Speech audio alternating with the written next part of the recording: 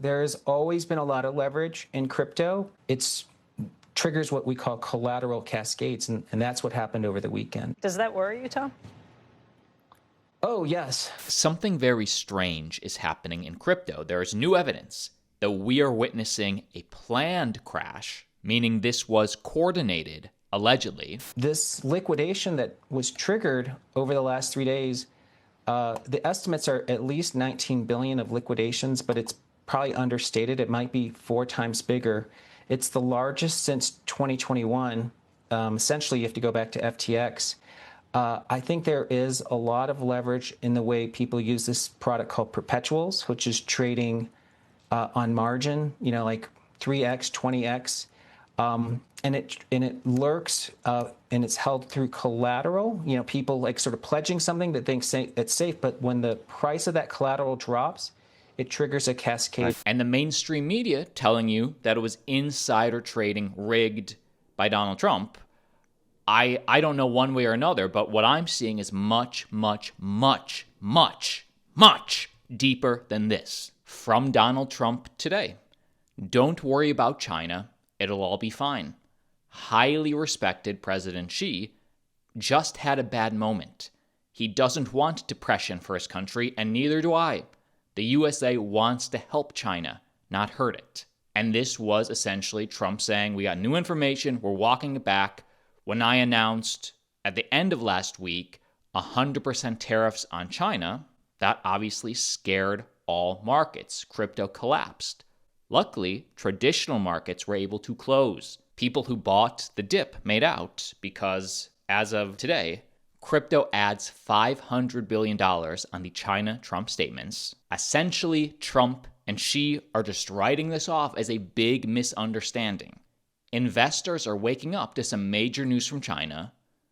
The entire tariff crash on October 10th may have just been one big misunderstanding between Trump and Xi. The news about China's rare earth export controls came out on October 9th at 8:30 a.m. Eastern Time, 26 hours before Trump posted about it. If you want a full breakdown on why crypto crashed, the Trump tariffs, how it affects you, we covered all that, and crypto holders just got fudged.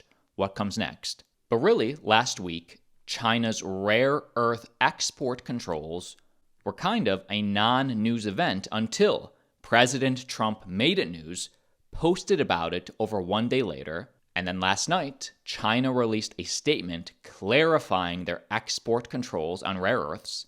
In their response, China said the new controls are not a full export ban, and applications that meet regulations will be approved, meaning China backed it up, with many investors viewing the 100% tariff announcement made by Trump late last week was a bargaining chip. The largest crypto liquidation in history and a $2.5 trillion loss of the S&P 500 market cap appears to have been driven by one big misunderstanding, meaning the reason Bitcoin dipped had nothing to do with the fundamentals. The price action was looking so strong, but it was a macro event that sent all markets down, especially crypto, because crypto was the only thing open on the weekend. But fundamentally, nothing really changed. In fact, the statement that made it crashed was walked back. But while Bitcoin corrections are nothing new, they happen every bull run. Last bull run, Bitcoin corrected 7 times, near 20% to 30%, even 150% correction. And every prior bull market, we've seen this over and over again. Every single time, people were panicking and thinking it's all over. Yet what was different this time, and why some altcoins crashed 50, 60, 70, 80%, altcoins got demolished, turns out wasn't really anything to do with tariffs. The crash started with tariffs, but the cascading longs being liquidated, the cascading leverage wipeout, appears to be due to centralized entities, exchanges. Binance screwed us, says Mando. Well, we see what happened. This is a chart of 2 stablecoins. So 2 stablecoins that are pegged to $1. They're supposed to only trade at $1. We see USDT, Tether, very well known, very liquid, and USDE, That's Athena's stablecoin. Arthur Hayes really likes Athena. And that stablecoin depegged, meaning it lost its connection to a dollar. It no longer equaled a dollar. The liquidation cascade on Friday was a coordinated attack that began with a USDE depeg. What's interesting is the attack occurred on Binance, and the depeg only happened on Binance. And yet, what happens, because this stablecoin is on multiple exchanges, if it depegs on Binance and sends those altcoins with liquidity pairs on that stablecoin down, if those prices go down, that affects the whole market, even though it started just on one exchange. And Binance actually is the biggest exchange, so it makes sense. The timing of the attack around Trump's post was cover. It is my belief Binance carried this attack out themselves in an attempt to cause an industry-wide mass liquidation cascade, with the ultimate goal of destroying Binance's competitor, Hyperliquid. And by the way, the depegging is not in question. The depegging happened just in Binance covers. So to their credit, they covered their users' losses.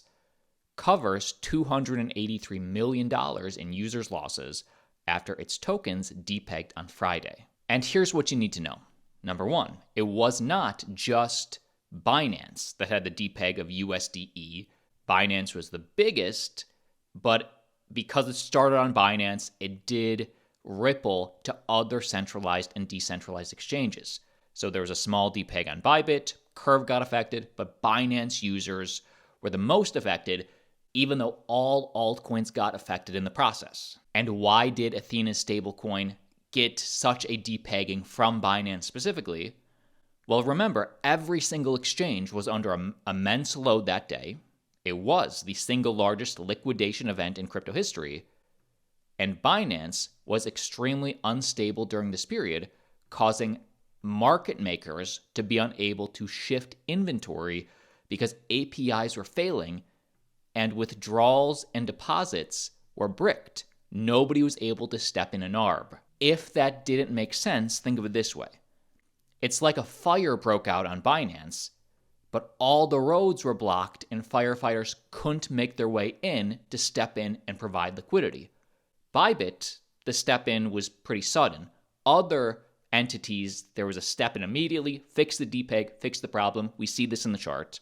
Because Binance's APIs and oracles were not as precise, I guess, the liquidity was not able to get in. So that was the problem. What did Binance know? How come their APIs weren't as precise as other coins? As you guys know, I've spoke with CZ on stage, off stage. Binance, the exchange, has been an on-again, off-again sponsor of the channel. I liked how they stepped in for their users immediately and said, we will cover all your losses. But was this a coordinated attack to take down Hyperliquid, which is a decentralized perp trading? It's a competitor to Binance. That's unclear. That's not proven. CZ responds to Hyperliquid criticism after Hyperliquid co-founder Jeff Jin accused Binance of inflating trading volumes. CZ fired back on X, while others deflect responsibility. He's throwing shade at Hyperliquid. Key BSC Binance chain players like Binance the Exchange and Venus have spent billions from their own pockets to protect users. CZ also made it clear that he's not interested in Hyperliquid and prefers Aster. The clash between Jeff and CZ could be heating up, and that is illustrated in another post. By the way, guys, click the like button, click subscribe, completely free to do, supports me, lets me know you're getting value. CZ did repost a post casting doubt on Hyperliquid's long liquidations versus Binance. So CZ reposted that while Binance had 60% of longs liquidated, Hyperliquid and others had 90% of longs liquidated. Why is that? Did Binance cause a depegging to take down their competitor Hyperliquid? Sure, they had to suffer, but they repaid their users to take down Hyperliquid, which, by the way, did not work. Hyperliquid got out of it. They're fine. I would personally say, I would never say that without proof, because you never want to depeg on your exchange. I would say, not that CZ is the majority shareholder. He is not in control of Binance at this time, as he disclosed in my talk with him over a year ago. But you never want your exchange to be known for instability or depegging, I would say he would not want this sort of reputation damage by choice, right? We know he was trying to take Hyperliquid down just by supporting Aster. And finally, for me, my biggest takeaway from me is us minnows swimming in this big ocean that's controlled by these large entities, these whales. Us minnows just have to ride the wave. We have to pay attention to, did the fundamentals change? No, they didn't. A macro event triggered this sell-off. Nothing big picture about crypto changed. So for me, this was a buy the dip opportunity, which I did, which I talked about in my last video. And case in point, the fundamentals do continue to get better. JP Morgan, largest bank in the world, confirms on CNBC they will allow clients to trade Bitcoin and crypto next year. Custody of crypto assets. I was speaking to Citi last week, suggesting they're going to launch their own crypto custody service. This is actually holding Bitcoin, Ethereum, and other tokens as well.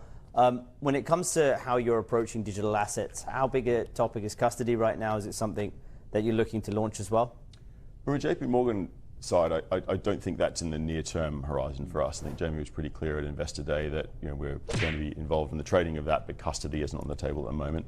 There's a lot of questions around our own risk appetite of how far we want to go down that path from trading and other sides of it, and then custody, I guess, would follow. But naturally, we need custodians, so we're exploring what the right custodians for us, for the business. This will be new pools of users, new pools of capital that finally open up that are not here yet. As I get more info, I will make a video. I will see you tomorrow.